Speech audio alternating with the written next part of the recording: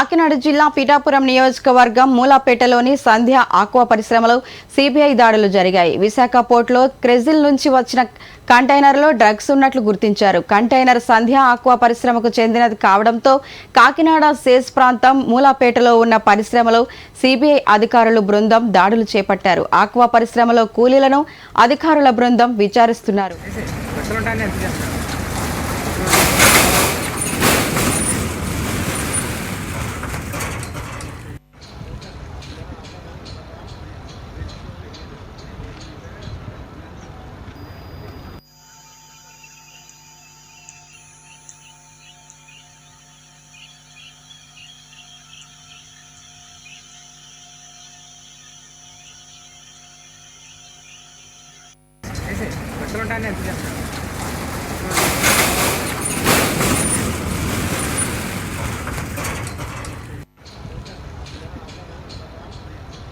విశాఖ పోర్టులో భారీ ఎత్తున మాదక ద్రవ్యాలు బయటపడటం, సిబిఐ అధికారులు రంగంలోకి దిగడం ఒక్కసారిగా కలకలం రేపింది. బ్రెజిల్ నుంచి వచ్చిన ఒక కంటైనర్లో దేశమే ఆశ్చర్యపోయేలా వేల కిలోల డ్రగ్స్ ఉన్నట్లు సమాచారం.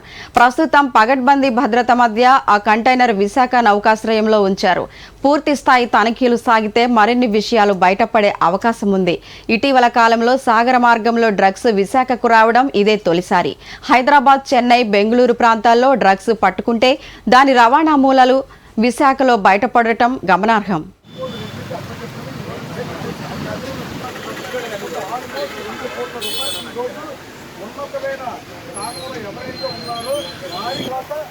ఏదైతే అప్పట్లో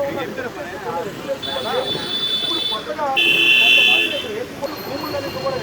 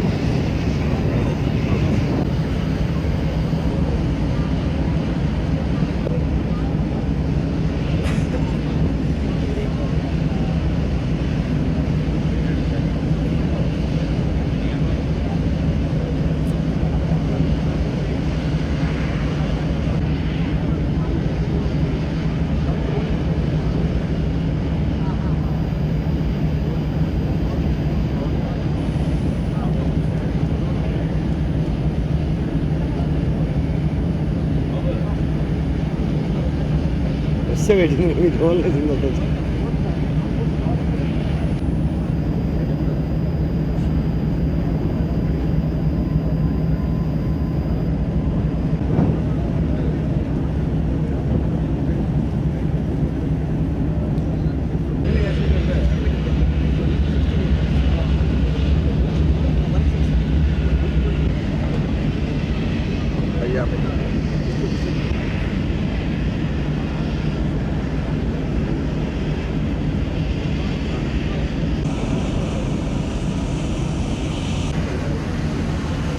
ఎంసీఎంసీ మీడియా సెంటర్లను హన్మకొండ జిల్లా కలెక్టర్ సిక్తా పట్నాయక్ ప్రారంభించారు.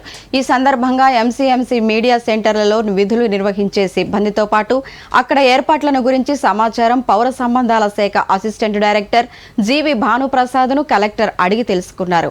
ఎన్నికలకు సంబంధించిన ఫిర్యాదుల కోసం కలెక్టరేట్లో ఏర్పాటు చేసిన కంట్రోల్ రూమ్ను పరిశీలించి ఇప్పటి వరకు ఏమైనా ఫిర్యాదులు వచ్చాయా అని సంబంధిత అధికారులను కలెక్టర్ అడిగి తెలుసుకున్నారు. ఫిర్యాదులకు సంబంధించిన సమాచార నివేదికను ఎన్నికల విభాగానికి అందించాలని సూచించారు.